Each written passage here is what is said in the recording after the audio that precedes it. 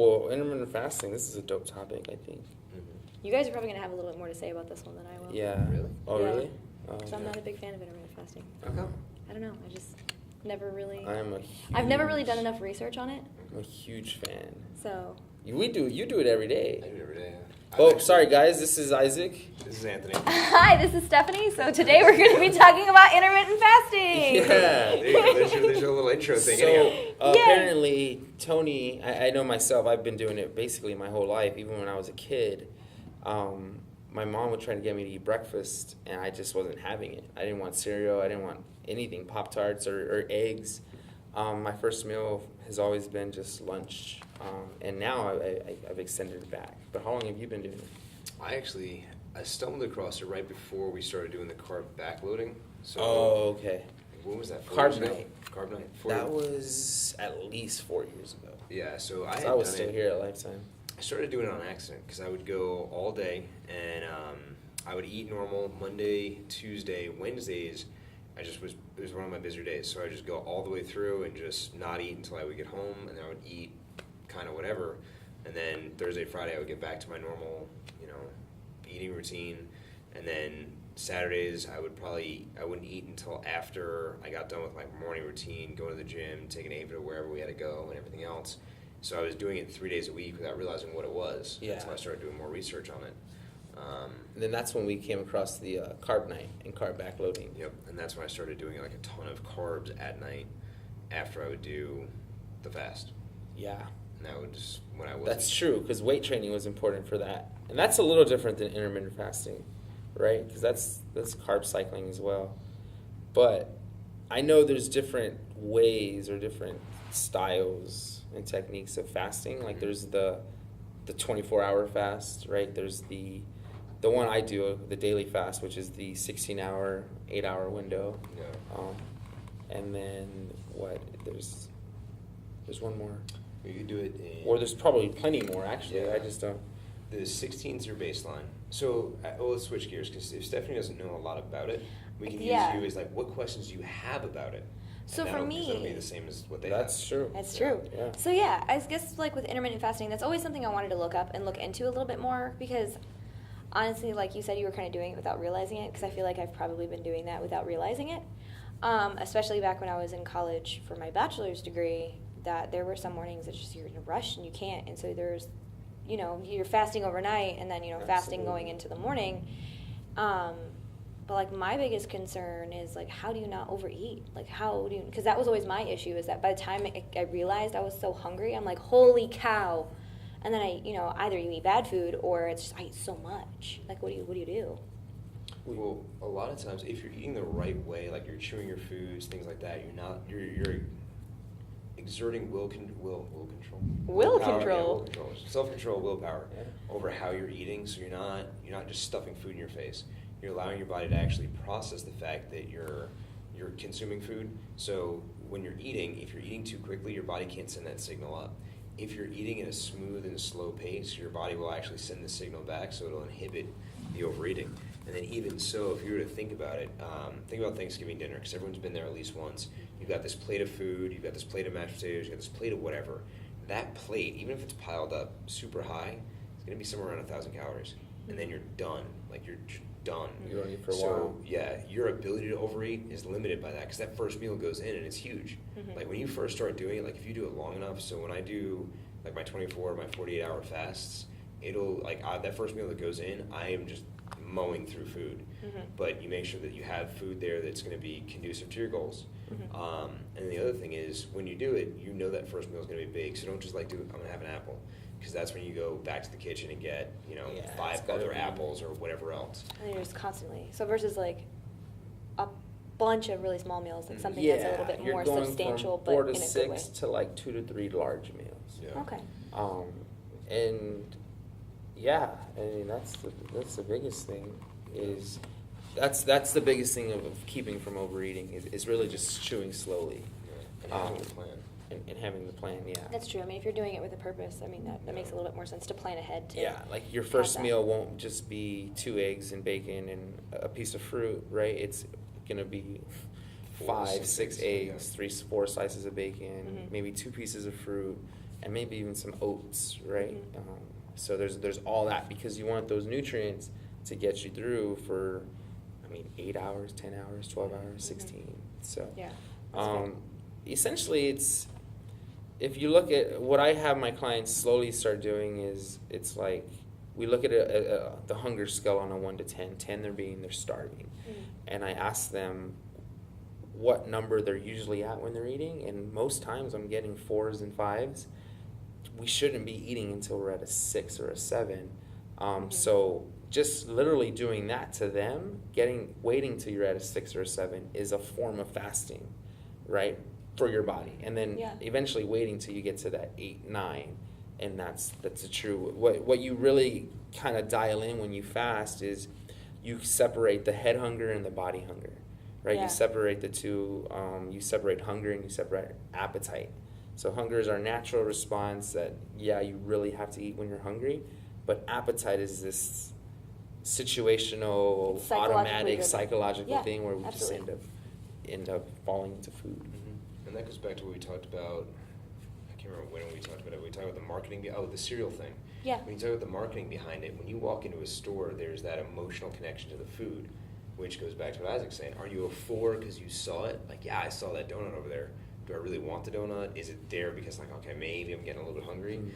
Is it an emotional thing? Like, I want to eat that because I've had a crappy day. I want to have a donut. So why am I hungry? Am I hungry because I'm bored? Am I hungry because I'm It tired? can even simply just be schedule. Yeah. Our hormones are routines. Yeah. So if we're having dinner our whole entire lives at 7 p.m. and then something happens where we're supposed to be having it at 5:30, that's different. Your hormone, you're not hungry at 5:30. At 6:30, you're starting to get hungry because dinner is at 7. Your body knows that. So fasting will basically turn all that stuff, not upside down, but you just kind of dial in. So I guess essentially, kind of the purpose of something like this would be able to help your body to produce and not produce specific hormones, to teach your body how to utilize those hormones correctly. So pretty much as far as like the hunger hormones and the I'm full hormones, how to utilize those correctly for your body to be able to become more aware. I think that's like a side benefit. Yeah. That happens, and that's not even the primary benefits. Okay. Well, what would be like the primary benefits is like what fasting is essentially it's a stress response, just like exercise and just like anything, right? So when you're not eating, your body sees that stressful response and starts activating a whole bunch of processes and systems. Maybe like one is cell autophagy, right? So any senescent cells in your body are going to be cleared away, right? Yeah. And Rhonda Patrick, Found My Fitness, she touches on all that, how intermittent fasting basically turns that on, and it turns on hormesis, right? So the body now knows and does it on its own, as opposed to relying on supplements or anything of that nature. That's the biggest benefits, in the sense is what it does to you hormonally, and again, it leans you out, makes you more effective and more efficient. Not effective, more efficient. Yeah. It shifts your focus too, because when we think about what interrupts us throughout the day, hunger, appetite, things like that, they distract from what your goal is. So like if your goal is to get this paper done or to get work done or whatever, you know, that hormonal conditioning that we get, okay, so it's 6 a.m., I eat breakfast, it's 7 a.m., I have my cup of coffee, it's 10 a.m., I have my second breakfast or whatever. That hormonal response that comes with the timing of it, because it's a conditioned thing every single day, goes away. So now you start focusing on what you really need to do. So now you're more conscious of, all right, this is the work I need to accomplish, these are the tasks I need to accomplish, and not that, and I know I tell my people, set alarms to remind you to eat, and that's a different thing, because if you're under eating, that's massively different than fasting. And we'll get into that in a little bit. Yeah, that's definitely fair. Because a lot of times people who are under eating, they're having like a turkey sandwich at lunch and then like a salad for dinner.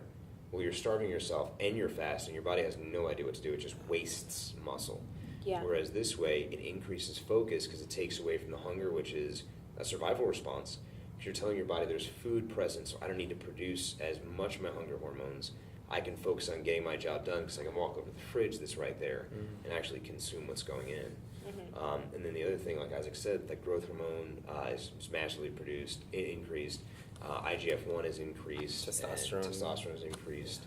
It has direct impact on brain function because you're not running off of sugar, you're running off fat and ketones. Yeah. So you're not getting that. Crazy. Yeah, you you don't just get the blood become. sugar dip. It just comes back to efficiency. Yeah, everything starts. There's something else that happens too. We were talking about it's a stress response. So then your body doesn't categorize stress into workouts, finances, relationships, and work, right? Like No. it's all stress. It doesn't matter. So when you present stress in the form of fasting, and your body, and you're doing it properly, right, with micronutrients and good fruits and vegetables and foods and plenty of food, your body is going to do the better things, right? It's going to become very effective. So, I mean, that makes complete sense. Absolutely. yeah. Absolutely. The blood sugar regulation. Blood sugar, yeah. It's Oh, yeah. all When you that. think about, and everyone's been in that situation. You go out to dinner, and let's say you normally go out to dinner, like Isaac said, you go out to dinner at 7 o'clock every single time. Now, you had a longer day, and all of us are going out to dinner, and you're like, I'm not hungry, and then the food shows up. It's like, well, what if I have a bite? And then your bite turns into you eating somebody else's food because you have all those responses. And that's also where stress starts to happen because we get defensive over food. So, yeah, okay. Yes, we do. Getting Yes, I do.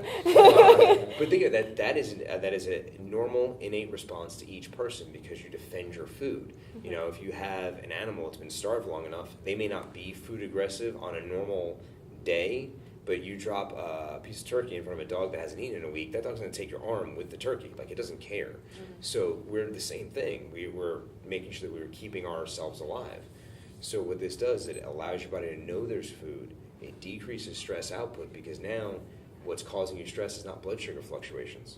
It's just actual stress versus the auxiliary stress response from having a blood sugar dip. Exactly. That's actually pretty awesome. And then Cool. just the different ways and techniques of applying it. Like, Yeah. some people who've had breakfast their entire life can't do that. That's where the fast ends, and they can maybe start a smaller fast in the middle of the day, right? Typically, the most popular fast is like the no breakfast, and you just don't have anything until lunch, essentially. And then whenever you do have that first meal, you only eat within 8 hours. And then after that 8 hours, so let's say you do eat at 12, that 8 hour window, 8 p.m., you don't eat anything again until noon the next day. Or even if it's 2 the next day, you have 8 hour window until 10 p.m. Not really recommending that because of circadian rhythm and stuff, but essentially you don't want to fast too long either. So if you go, let's say your last meal is at 7 p.m., 8, 9, 10, 11, 12, 1, 2, 3, 4, 5, 6, 7, 8, 9, 10, 11 a.m. is when you should have your next meal. If you wait until noon, 1 or 2, you're fasting too long, and that stress response becomes too drastic. And now that's stressful. That is a bad stress response. So there's kind of that fine line of not doing too much. But I mean, that makes sense. I mean, with, moderation in the body, same thing, having the stress response that's too stressful may end up making your body thinking that you're starving, and you may not get as much out of that meal that you take. Yeah. Okay. Exactly. Yeah, that's where the breakdown starts to happen too, because if you're too basically food driven, you will go into like a vat of ice cream, and then you'll make worse choices because you know where the sugars are coming from, you know where those easy calories are coming from.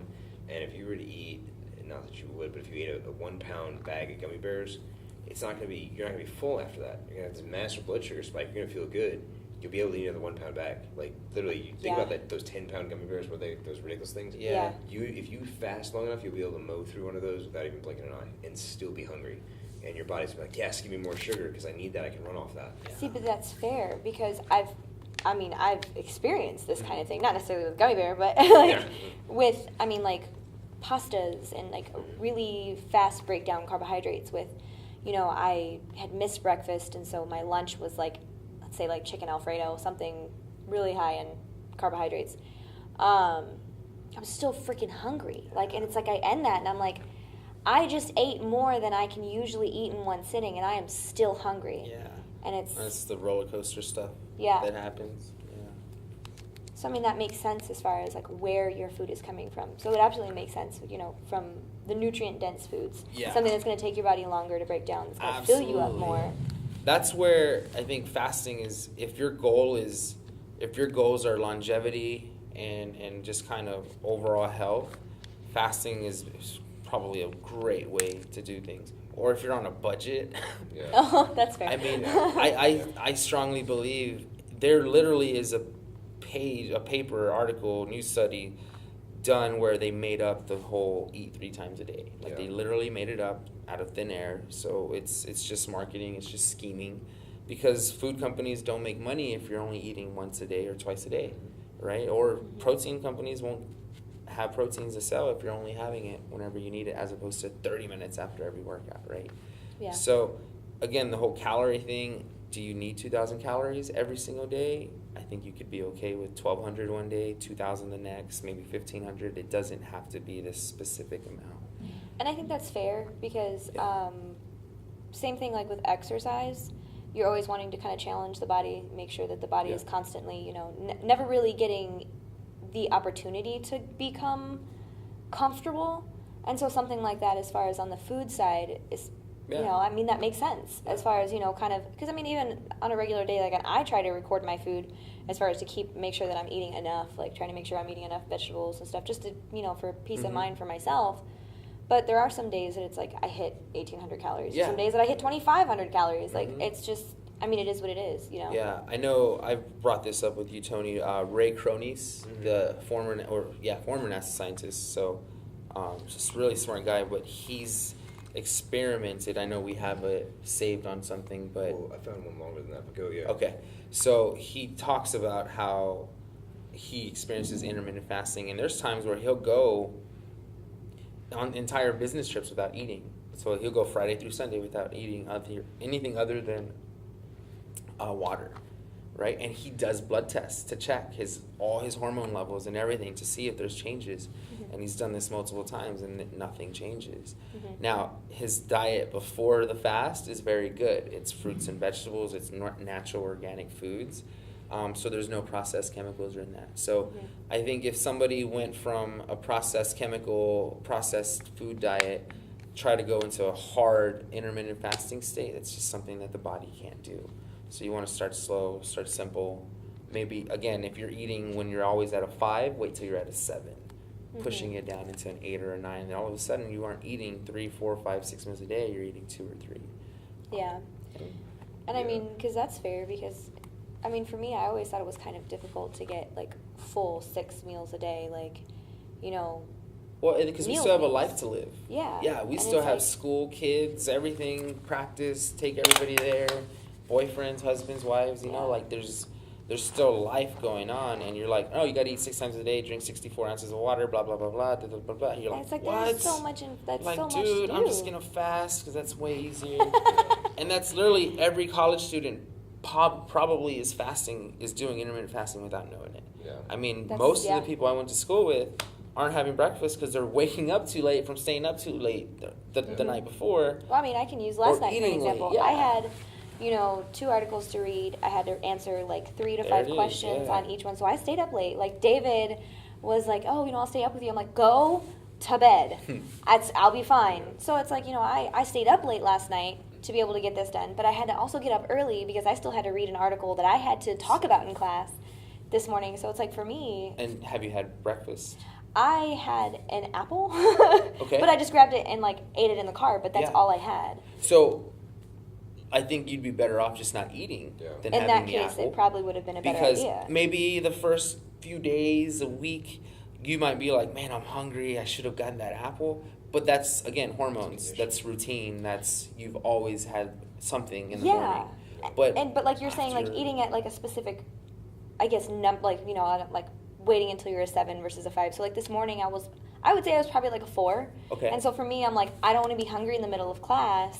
Yeah. So I'm gonna grab something real quick. And so Yes. I had an apple. And when I came home, it's like I wasn't starving when I got home. Yeah. But I was more hungry than I usually am. Gotcha. And so I And ate again, that's 'cause of- more than yeah. what I would have. So it's like, we'll meal prep, every Now, week, and how I ate cool more. is it to know that you now have a hack where eventually you can just go without eating, go through class, and not feel hungry, and then when lunch hits, you're at a normal 6 or a 7, Mm-hmm. where it's not overwhelming, and you can still have the willpower and the will control to kind of create right a good, healthy, balanced meal the way Yeah. it should be.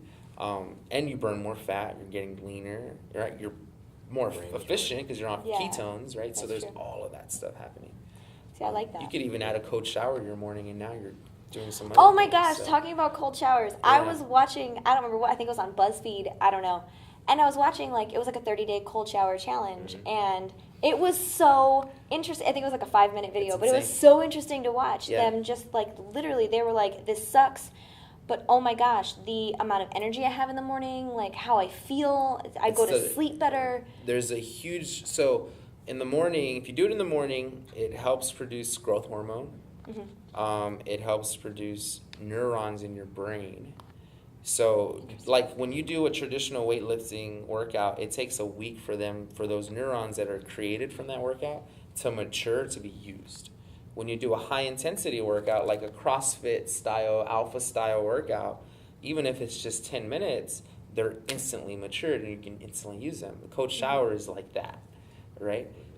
You're also producing a ton of norepinephrine, right? Because you're almost like jump starting your adrenal glands because of that cold shock. Yeah. Ray Cronies, he talks about how he uses mild cold shock therapy to help his clients lose weight. They don't touch a dumbbell, they don't touch a kettlebell, they just nutrition, fasting probably, Yeah. and cold showers, and they lose considerable amounts of weight, like ridiculous. That's fascinating. And it's pretty crazy. I'll send you the video. Yeah, And absolutely. then maybe we can post that on our Facebook page We can do that. for the Nutrition Not Fiction. Yeah, absolutely. absolutely. Yeah. But it's amazing. It's crazy how, I mean, you're like, oh, I just won't eat and I'll Yeah. wait. Now, there's still rules and there's specifics, but when it gets kind of simplified, it's sometimes I eat, sometimes I don't.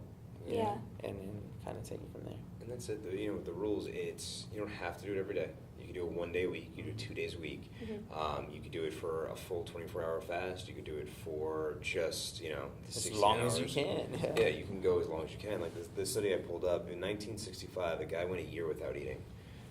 He was morbidly obese when he started, and of course he dropped weight.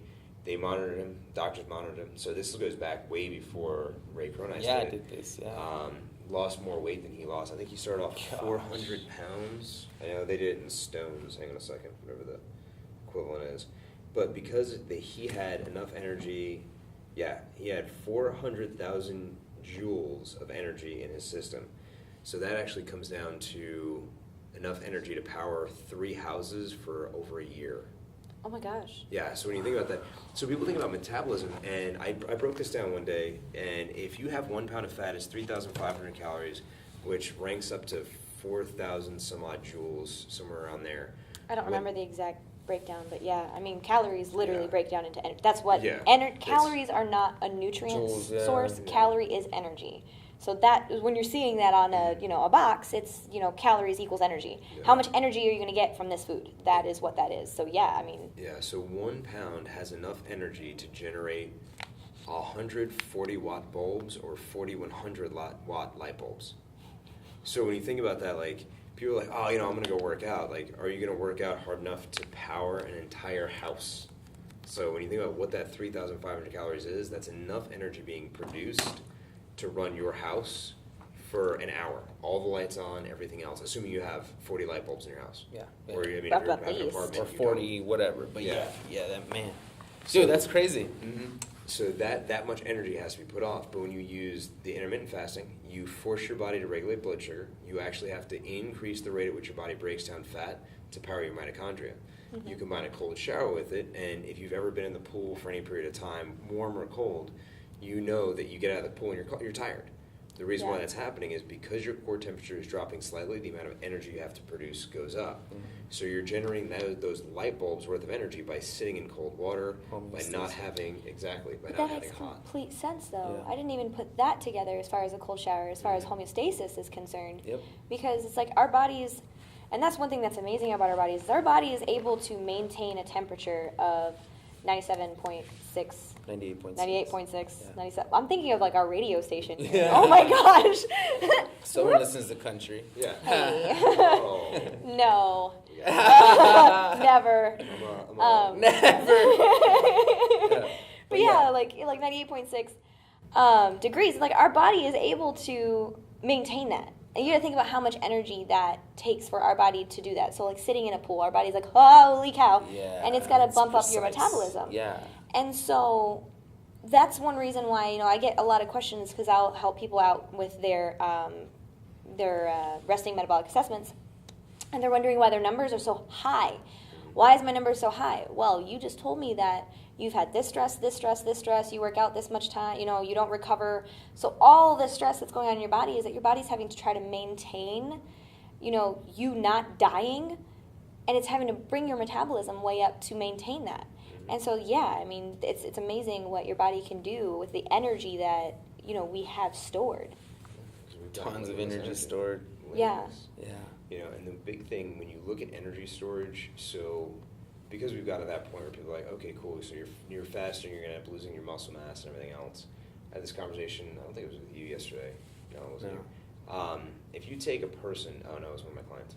If you take a person and you drop them into like the 1500s, we're in the Crusades. We're literally on a ship, we're going to go across the ocean, we're going to fight a war. Now, when you think about the food stores that you have, you've got maybe a couple apples, maybe, you know, some stuff that you kill on the way. Yeah. You woke Very up in the limited. morning. Exactly. You woke up in the morning, maybe you had something to eat.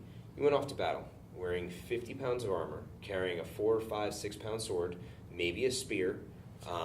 You know, maybe you're an archer. Cool. Rucking. You're still not eating. You're still rucking. You're rucking. Yeah. You know, the battlefield would have been about a mile wide, so you can't shoot an arrow that far. So you have to march into the center of this mile, march out of there, and then go eat.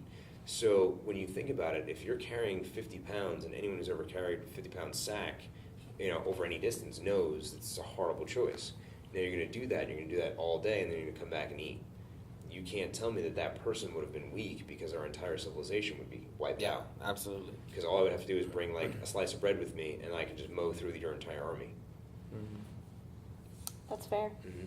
So we look at it, like Isaac said, you look at these universal truths that are supposedly what our bodies are built based off of, but nomadic people, you didn't wake up and roll over and find a deer. You woke up. Yeah, and if you did, we don't talk about that. You hit the lottery. You hit the lottery. Yeah. It's like, yeah.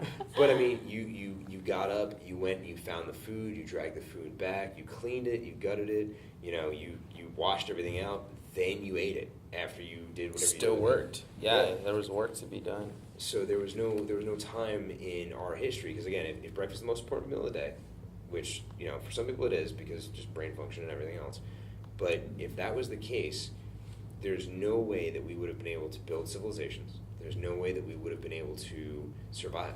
Because if we ran out of energy and our muscle mass broke down and a bear attacked us... Imagine what that even does to our brain capacity. Yeah. Our muscles aren't getting what it needs. Our brain's not getting... Mentally, we're not doing what we need to be doing. Crazy. Yeah. There's proof that civilizations have existed and built... I mean, pyramids. Look at a freaking pyramid. Yeah. You mean to tell me that we woke up, ate breakfast, and built a pyramid? No. Ah. Hey, don't doubt those Egyptians, though. But that goes back to what we talked about that one time, the ambrosia. That was like honey and milk. Oh, That's yeah. that's what they were doing, and it was like pure sugar for your brain. So yeah, they probably did have that.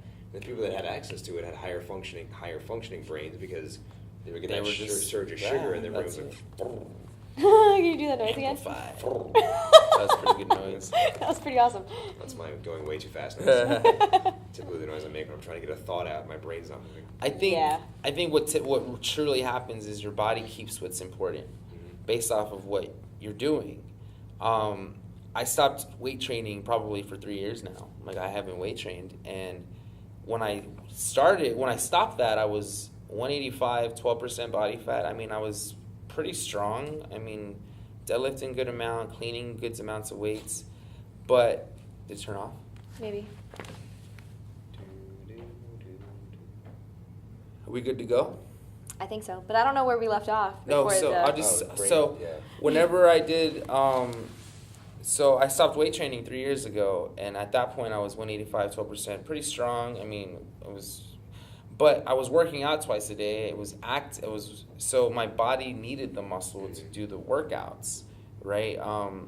When I stopped, I slowly stopped weight training. I didn't have the requirement or the necessity for muscle. So my body just got rid of it. I didn't need the large amounts of muscle.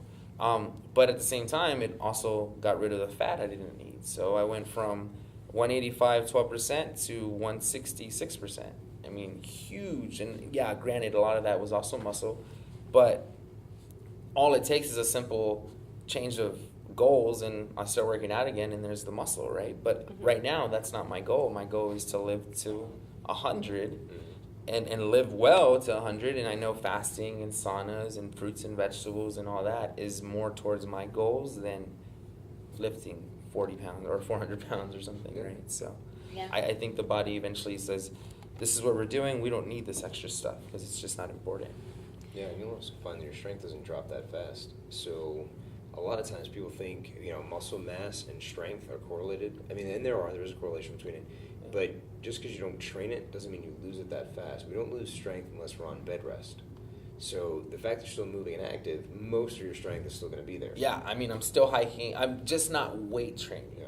I'm moving. I'm 10,000 steps minimum every day for the last 3 years. I mean, I got a dog, 2 dogs now, but I'm hiking them 3-4 times a week, 2-3 day walks. I mean, there's all that activity, training all day, walking around, moving all day. So yeah, I mean, it makes sense. Yeah, and when you look at even some of these powerlifters, Brandon Lilly had a knee surgery. He was out for 6 weeks. Now he's back to squatting He's still fine retarded. because he was still doing other stuff. Dan Green, same thing. These high-level powerlifters they're out for weeks at a time, and then within a month they're back to their normal strength. That's true. It's so true. You think about it like that. And we get stuck in the mindset of it bro science. So and so did it this way. That's how it had to happen. I was watching the Joe Rogan podcast with Dorian Yates, and he was talking about how when he got to this country. It was really interesting. Yeah.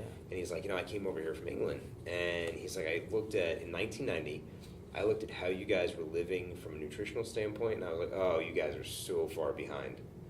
I mean, and that was in 1990. Whoa. Yeah, he's like, you guys were like, oh, no fat, low fat, cut the fat. He's like, meanwhile, I came from over there, and I'm eating butters and cheeses, getting ready for contests. And these people are dude, wow, that's and crazy. People didn't believe it. He's like, I had higher carbs, and when I got here, I ended up scaling my fat back a little bit because that's what your top guys were doing here, and I thought to keep up. He's like, but then I did my own thing, and that's why I was Mr. Olympia for as many times as I was. How many did he? How many? He had 6. He had 6. And he had 8. Who's got the most? Ronnie Coleman has Coleman's the most. got the most. Okay. I think. Yeah. Isn't Olympia this weekend? It's this weekend, actually. Right? Oh, shit. Yeah, that's what I'm So when saying. you guys are watching this, it'll be over and done with. Maybe last weekend. Yep. But yeah, and that's the big thing too, because that's where a lot of the concepts came from fasted cardio, things like that. They had done some studies, and bodybuilders had ran with it, and the big thing with fasting and exercise, if you're exercising as much as they are, and he actually goes into this, he's like, it's what they take is what's keeping all that extra muscle there. So even so, they're eating maybe 10, 11 o'clock at night, getting up and doing fasted cardio 5 or 6 o'clock not really in the morning. fasted. It's not fasted. Because you just ate at 11 o'clock. Yeah, But that that's makes how- perfect sense. But that's how I got ready for my last show. Again, not really. Did a lot of fast cardio. Yeah, and not even a lot of fast cardio. Oh, I was no? doing intermittent fasting without realizing it. Oh, Because I okay. was training the 4 days a week at 45 minutes a day. That was it. And I didn't realize I was doing the intermittent fasting, but because my workouts were intense, I was doing a lot of Dude, stuff. and you were working out with intermittent fasting. That's Yeah. even better. Yeah, and When I you're weight training? didn't realize because I would only eat after my workouts. Oh, dude, And that's I was- so perfect. Yeah, it was insane. Yeah. So, I really, so I do the intermittent fasting, and then I like to eat around my activity or workouts, right? Mhm. Substitute workouts or substitute games, substitute whatever, right? But so there's no food, then there's the food when I should have it at the minimum, right? My breakfast to break the fast, right? My breakfast is at 12 o'clock, 1 o'clock, 2 o'clock, or whatever it is, depending on the night before. And then it's like, okay, I have a hike at 6, so I want to eat at 2 o'clock again, right? So I had my first one at 12, then I'm eating again at 2 to prep my body's nutrients for the hike at 6. Does that make sense? And then I won't eat anything because I don't want my body to go into this whole, am I working out or am I digesting food, right? So I'm not eating anything until after the hike, and then I'm having my dinner. And dinner, I mean, can come out to about 1,000 calories sometimes, just because I know I need, from an RMA perspective, we know we need a certain amount of calories to function properly, right? Yep. So I know that I'm still lacking in so many calories, so I should make that up at dinner. But I don't even care that it's 1,000 calories. Like, isn't that too much food for dinner? It's like, no, I only had 3 meals. Like, how is that too much food? And I won't eat again for another 16 hours, so it's perfect. That's plenty of time for your body to break that down, to utilize that nutrient. Exactly. So, yeah, absolutely. What people do wrong too much is they eat too frequently, and they never allow their body to get into the fat burn because they're always digesting, and they're always digesting, they're always digesting. And it's like, man, if you just waited another hour, you could probably wait another hour 7 days a week. All of a sudden, you're a percentage of fat lower. Yeah.